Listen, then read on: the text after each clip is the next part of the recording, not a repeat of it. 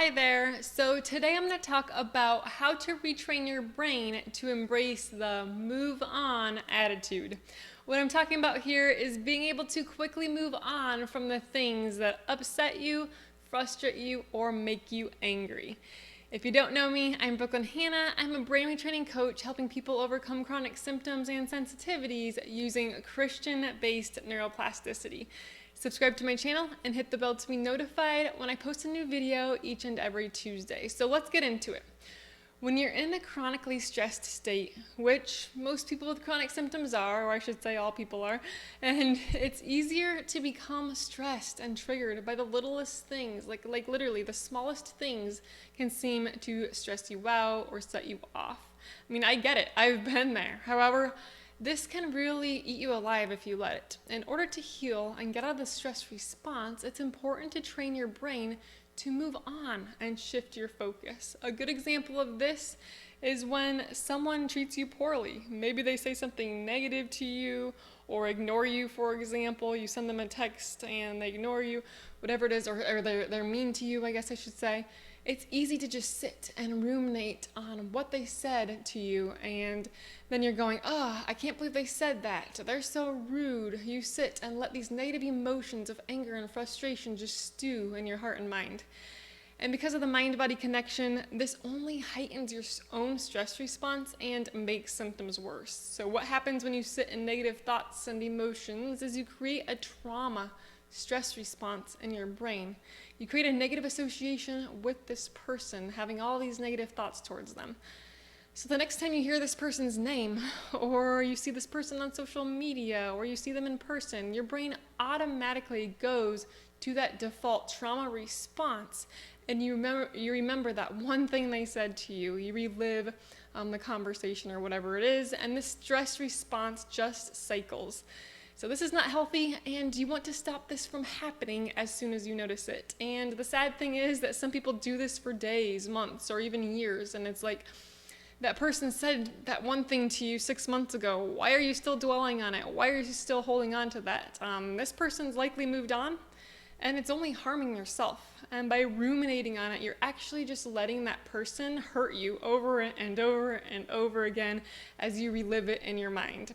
Remember, the brain doesn't know the difference if you're just thinking about something or it's actually happening. So by just replaying what they did to you, replaying what they said to you, you're creating a stress response in your brain and body, and your brain and your body thinks it's happening again. Your brain specifically thinks it's happening again, and then the symptoms appear in the body. So don't let other people or situations hurt you by holding on to it. No matter how people treat you, train your brain to look at them in love as Christ does. Christ doesn't have those negative thoughts towards others, and neither should we. So I think it's also important to realize that people mistreat you or they treat you poorly because of their own stress and trauma, and honestly, their own disconnection from God. So there's a Bible verse that says, "For the mouth speaks what the heart is full of." And if someone is far from God, it'll likely come out in their words. Many times it'll be absolutely nothing that you did, and of course we can't judge other people's hearts, but you can kind of tell, And so don't take it personal. Don't beat yourself up if someone is mean to you. And if you can embrace the attitude of, even if someone mistreats me, I can still have peace in Christ and treat them in love, then you will pass the test. So don't try to get even or stoop to their level. That's giving them the power to control you, right? If you allow what this person said to control your mind and you act out in anger, and really what you're doing is you're giving the enemy the power, right? You're also giving that other person the power, as I mentioned. So learn to quickly move on as soon as possible when someone upsets you. We can't control how others treat us, but we can control how we respond, and we have to take responsibility for how we respond. And God calls us to operate in the fruits of the Spirit. Galatians 5:22 says, "But the fruit of the Spirit is love, joy, peace, patience, kindness, goodness, faithfulness, gentleness, and self-control."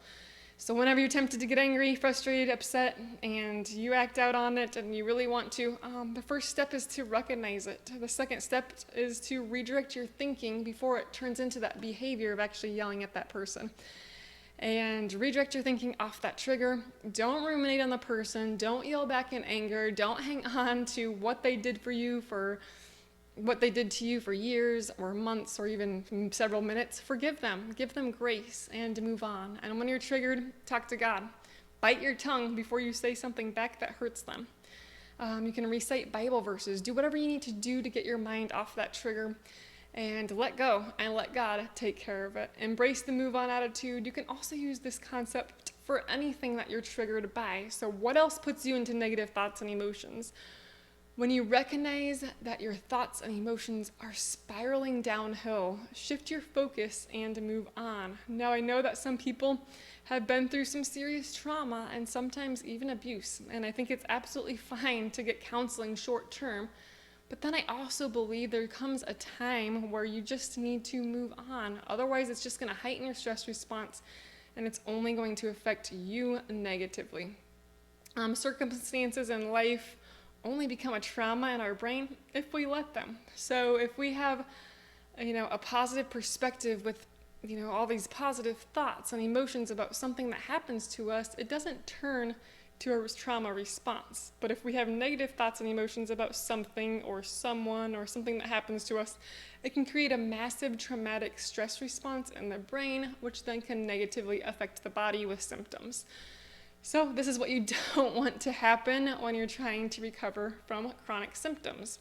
So learn to move on quickly so you can be joyful in life. And by doing this, you will notice an improvement in symptoms as well. So remember to apply this to other triggers as well. It could be triggers if you have sensitivities. It could be foods, or someone walked in with a strong smell if you're sensitive to smell, or chemicals, or whatever it is. We can get triggered by little tiny things. And so just recognize when you're triggered, and then shift your focus off that trigger before you ruminate with negative thinking patterns, you lash out in anger or frustration or sadness, and you really live in those negative emotions. All right, well, that's all for today. If you haven't joined our free group, it's called Brain Rewiring for Health and Happiness. I recommend you do that. The link is below. Also, you can watch our free masterclass. It's the Sensitivity Relief Masterclass, and if you have chronic symptoms and sensitivities, we're going to tell you the science behind how brain retraining works, and how to get out of that response without labs, supplements, or restricted diets. All right, God bless and Godspeed.